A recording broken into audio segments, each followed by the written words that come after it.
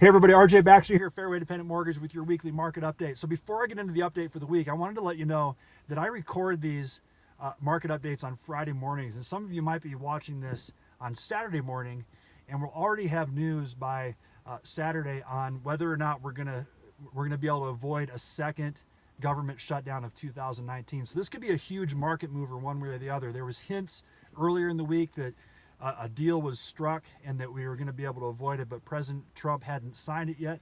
So we'll see what happens. We'll see if they are able to avoid a government shutdown, or if it happens again, or if a state of emergency is declared by President Trump.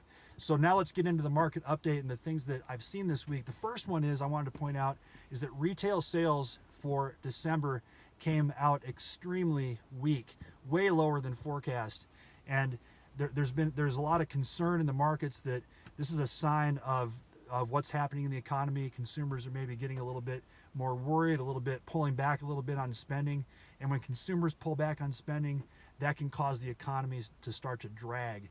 We're also seeing it in unemployment numbers. Unemployment bottomed out a few months ago, and it's been steadily ticking up since then.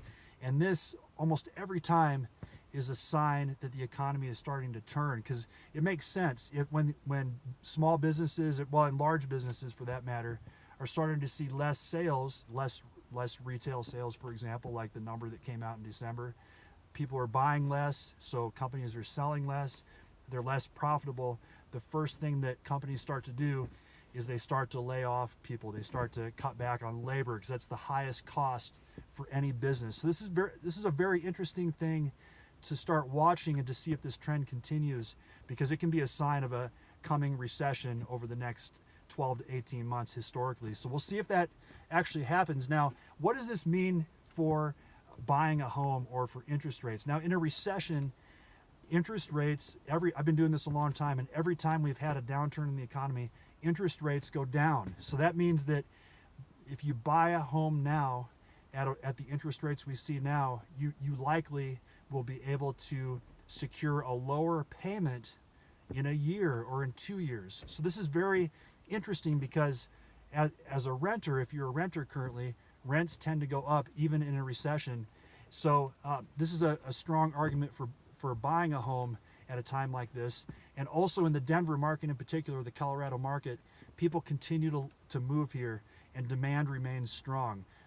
Demand is way outpacing supply right now, and we're starting to see multiple offer situations out there, which, if you're out there looking at homes, you're probably experiencing this.